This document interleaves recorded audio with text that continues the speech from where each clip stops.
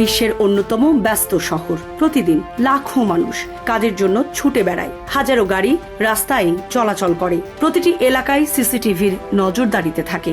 এমন একটি শহরে যদি এক রাতে একই পরিবারের 5 জন মানুষ হঠাৎ করেই নিখোঁজ হয়ে যায়, তাহলে সেটি শুধু একটি নিখোঁজের ঘটনা থাকে না, বরং পরিণত হয় দেশের অন্যতম আলোচিত অপরাধ রহস্যে। Premium commercial space is now for rent. Featuring ample parking and excellent accessibility, this 4,200 square foot space is ready. Elevate your business and call us today. 2003 সালের ফেব্রুয়ারিতে ঠিক এমনই একটি ঘটনা ঘটেছিল।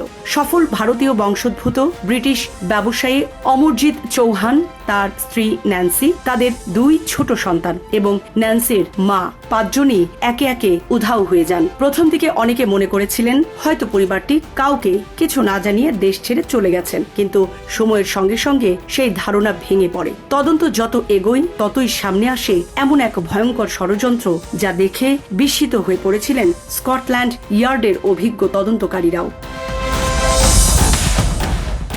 অমরজিৎ চৌহানের জন্ম 1958 সালে ভারতের পাঞ্জাবে। প্রথম জীবনে তার বিয়ে হলেও সেই সংসার বেশি দিন টেকেনি। 90-এর দশকে বিবাহ বিচ্ছেদের পর তিনি যুক্তরাজ্যের পশ্চিম লন্ডনে চলে যান এবং সেখানে একটি আমদানি রপ্তানির ব্যবসা শুরু করেন। তার প্রতিষ্ঠানের নাম ছিল সিবা ফ্রুট। প্রতিষ্ঠানটি আফ্রিকার বিভিন্ন দেশ থেকে ফল ও সবজি আমদানি করত।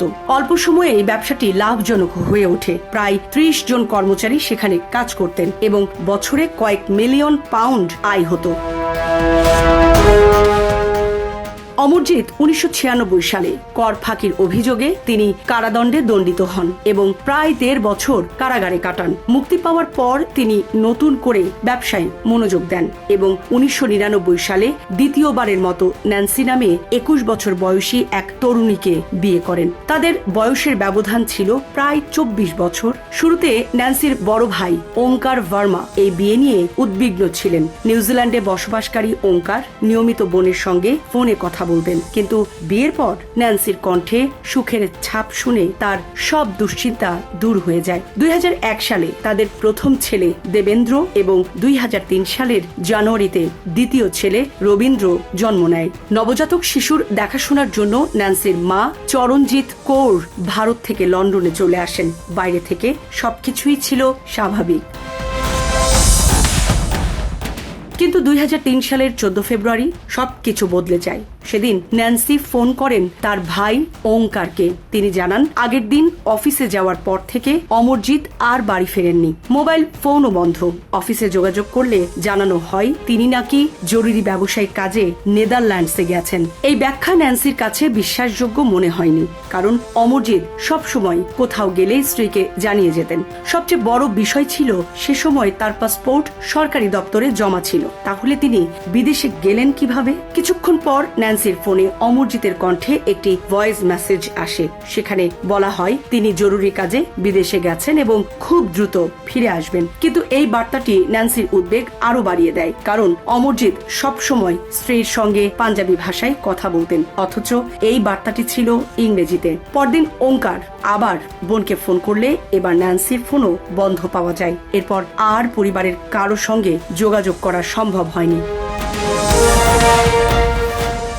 অমরজিৎ নিখোঁজ হওয়ার 1 সপ্তাহের মাথায় এক ব্যক্তি তার প্রতিষ্ঠানে এসে নিজেকে নতুন মালিক হিসেবে পরিচয় দেন। তিনি একটি চিঠি এবং মালিকানা হস্তান্তরের কাগজ দেখিয়ে দাবি করেন অমরজিৎ কোম্পানিটি বিক্রি করে পরিবার সহ দেশ ছেড়ে চলে গেছেন। কাগজপত্রে অমরজিতের স্বাক্ষরও ছিল, ফলে প্রথম দিকে পুলিশও সেটিকে বৈধ মনে করেন। স্থানীয় সংবাদ মাধ্যমেও খবর প্রকাশিত হয় যে আর্থিক সমস্যার কারণে অমরজিৎ সব সম্পত্তি বিক্রি করে দেশ ছেড়েছেন, কিন্তু একমাত্র ওঙ্কার ভার্মাই এই গল্প বিশ্বাস করেননি।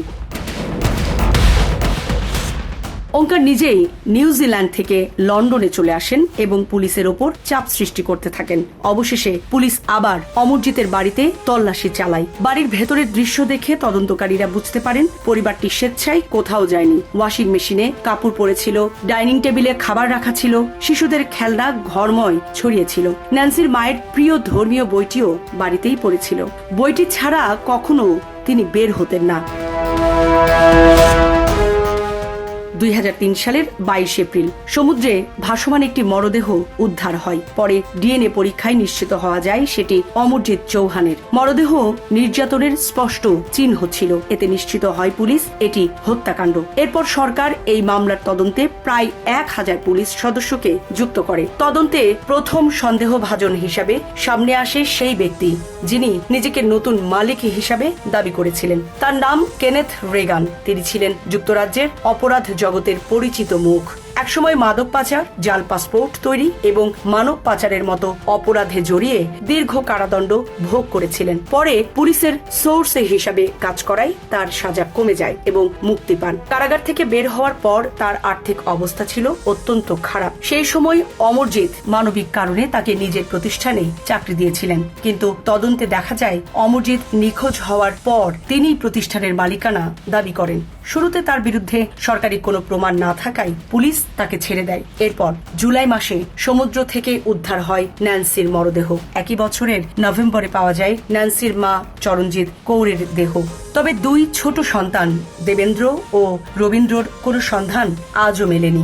জীবন অবাক না করলে কে করবে? 28% মিল্ক ফ্যাটের অবাক করার সাথে ফ্রেশ মিল্ক পাউডার। জীবন অবাক করুক প্রতিদিন। তদন্তের মোড় ঘুরে যায় কেনেথের বান্ধবী বেলিন্ডা বিউনের একটি বক্তব্যে।